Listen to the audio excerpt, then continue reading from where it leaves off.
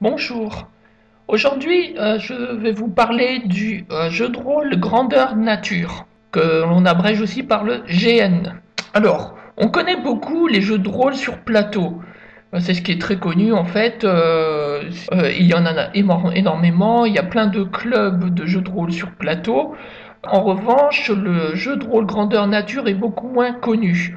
Et il n'y a pas forcément d'interaction entre le public et des passionnés de l'un et de l'autre. On peut très bien ne rien connaître du jeu de rôle sur plateau tout en faisant du grandeur nature ou l'inverse. Je vous donne un exemple.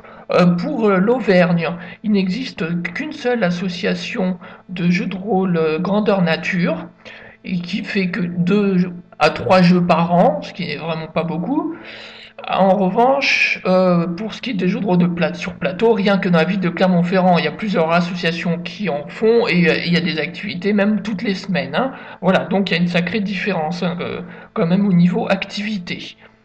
Alors le GN, on appelle ça aussi le LARP en anglais. Ça veut dire Live Action Role Play. Ah oui, jeu de rôle en action live, quoi, enfin en vrai, quoi. Comment ça se passe? Bon, déjà les thèmes.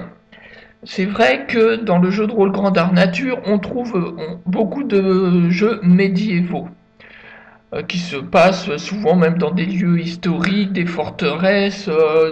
C'est une grande part, le jeu de rôle historique, ça englobe même toutes les reconstitutions historiques qu'il peut y avoir, par exemple guerre de 14, etc. Mais il y a plein d'autres catégories.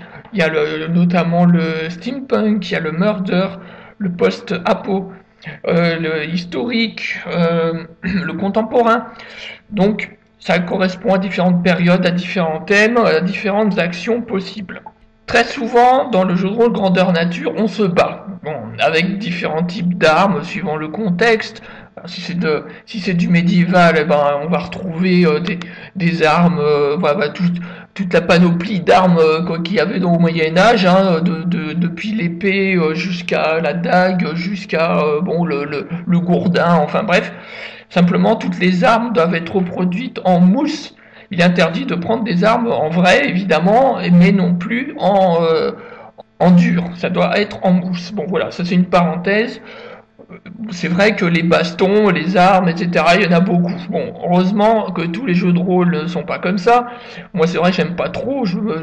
Quand je fais un GN, j'aime pas trop, moi, les rôles de baston. Donc, à l'extrême limite, moi j'ai mon petit poignard là en plastique quoi, mais c'est tout quoi, je me focalise pas là-dessus.